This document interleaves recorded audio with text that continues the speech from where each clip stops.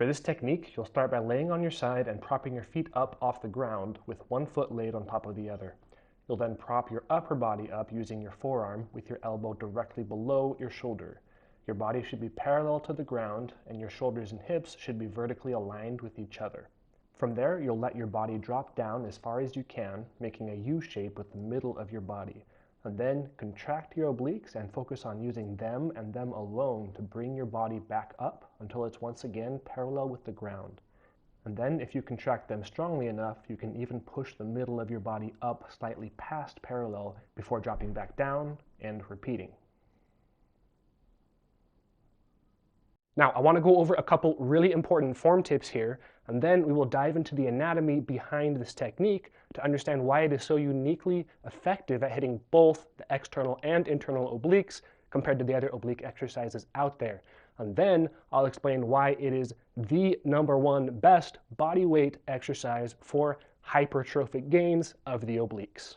First form tip. You can use virtually anything to prop your feet up. You can use a couch, chair, a bench, a dog, anything as long as it will put your feet at about the same height as the center of your chest and your head, so that your whole body is parallel to the ground at the beginning of the exercise. Second, you shouldn't have anything more than your ankles resting on whatever is supporting your feet.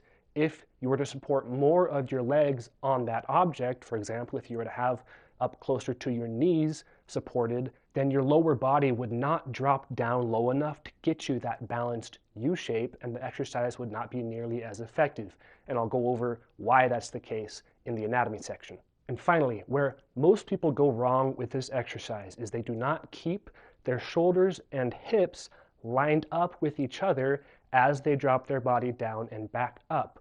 Most people have a tendency as they drop down to roll their shoulders back, and then especially as they're bringing their body back up, they'll roll their shoulders back. And the reason that is detrimental to this exercise is if you are rolling backwards, then all of a sudden it's not the oblique muscles that are taking on most of the load. It's your back muscles that are taking on the load.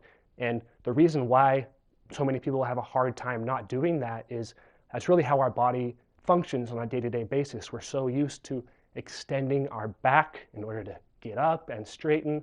We do it many times every day. So when you are dropping your body and you're stretching out those obliques, your body naturally wants to use those powerful back muscles to go back to a neutral position, to bring yourself back up. So don't let it. If you keep your shoulders, your hips, and your body perfectly in line as you drop down in that U shape, and especially as you flex back up, you are going to isolate those oblique muscles more than you will with any other exercise out there. And you'll know if you're doing it right because you'll feel it. You'll feel how much force you have to generate with your obliques. You'll know if you're doing it wrong because you won't feel much in the obliques, you'll feel it all in your back. If you have a hard time not using your back, then try exaggerating the opposite direction. Try rolling your shoulders forward as you bring your body back up, and at least in that case, it'll be your abs that are taking off some load from the obliques instead of your back. As always, to really be efficient in your exercise and effective, make sure you're doing it right. It's imperative that you understand the anatomy behind the exercise. So let's take a look at the anatomy of the obliques. We have two oblique muscles, external and internal. And they're called obliques because they lie across the body at oblique angles. The external oblique, it originates on the lateral side of ribs 5 through 12, and then they come down at an angle, down and in, and then they insert all along what's called the rectus sheath, which covers the rectus abdominis, or your abs, and then through that connects to what's called the linea alba, which is that center line in the middle of your abs. Some of the lower fibers of the external obliques also go down and insert on what's called the anterior superior iliac spine of the pelvis. So because they are originating on the side of the chest and going down and in, they are going to pull the chest and upper body down and in. The internal oblique fibers lie underneath the external oblique, hence the word internal. And its fibers go almost directly opposite the external oblique. They go up and in. So they cross the external fibers essentially at an X. They originate along the iliac crest of the pelvis and along what's called the inguinal ligament, which is what creates that V shape down there, and then travel up to also merge with that rectus sheath and through it to the linea alba. And some of the fibers travel up to insert on the lower ribs. Now, a note about the internal obliques: some people think it's not super important to train them because they are underneath the external, so you can't see them on the surface of the skin. However, they are extremely important because they push up and give volume and definition to the external obliques on top, especially along the lower region of your core. So because the internal obliques originate on the pelvis and then travel up and in, they are going to pull up and in on the pelvis, on the hip. So now that we know the anatomy, we can understand why this U technique is so effective at hitting both the internal and external obliques. With other oblique exercises, you are usually only focusing on one or the other.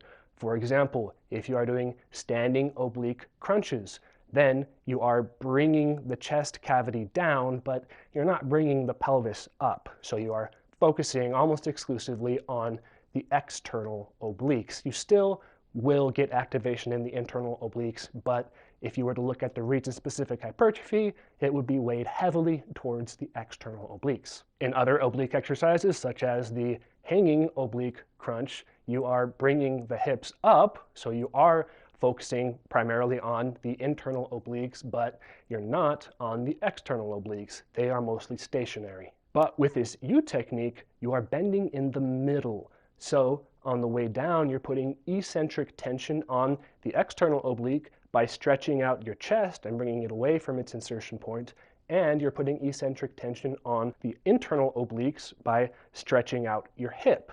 And then on the way back up, that eccentric tension turns into concentric tension and contractions. Your external obliques have to work really hard to bring your chest down and in, and the internal obliques have to work really hard to bring your hip back up and in. Now, this isn't the only exercise that you'll want to use to develop your obliques because, for one, it does not address the rotational aspect of the obliques, which is essential to work. However, it is an excellent technique to include in your routine because, for one, as we went over, it hits both simultaneously. Two, it probably is the best at completely isolating the obliques from the other ab and back muscles. Three, you don't need any weight or equipment to do it other than something to prop your feet up on, which you can find literally anywhere. But four, and probably the most important for many of you, is that not only is it a bodyweight exercise, but it is the best bodyweight exercise for hypertrophic gains of the obliques. Now, why is that? Well, first, it's important to understand that in order to stimulate protein synthesis and actually achieve increase in size of the muscle fibers, you have to place high loads or heavy weight on the muscle fibers. Now, muscular hypertrophy is a very complex and nuanced subject with a lot of variables at play, and I will be doing comprehensive videos on it in the future. However, for now, to understand our use case here, just know that at a very high level, high weight, high load with low reps has been shown to be optimal for muscular hypertrophy or increase in size of the muscle fibers, whereas high number of reps with lower weight has been shown to be optimal for increased strength and endurance of the muscle fibers, but not size.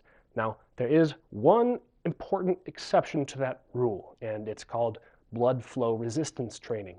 But I will also be going over that in depth in a future video pretty soon here. But that aside, this high load principle is often a problem for people who want to build muscle, but they don't have any equipment or heavy weights, or I don't know, maybe you're on vacation, or there's a global pandemic, or for some reason you don't have access to weights, but you still want to build muscle. With other bodyweight oblique exercises, you will generally be laying on the ground and using your obliques to either lift your legs up off the ground or to lift your head and shoulders up off the ground. Or some exercises will do both, but regardless, the vast majority of the load is being supported by the ground. And often it is not just the obliques on one side working, but it is both obliques and the abs that are spreading out, distributing the load. So not only is the load itself already lesser because you're only trying to lift legs or shoulders off the ground, but it's being distributed. As a rule of thumb, if you can do more than 15 reps of an exercise without hitting failure, then it is not heavy enough to stimulate protein synthesis and to lead to hypertrophy. And all those other oblique bodyweight exercises, anyone in shape will be able to do more than 15, increasing strength and endurance, but not size. And you may not think that is an issue because most people aren't looking for massive obliques, but they are essential if you want to have a complete core. They frame your abs and they really complete the look, not to mention being extremely important functionally.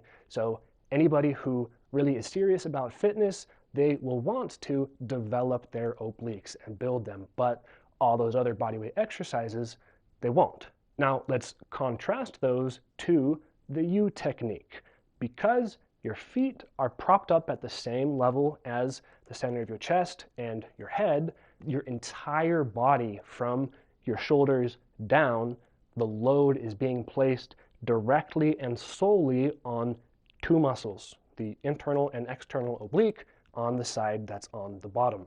Your whole body, except for shoulders and up, being placed directly on those.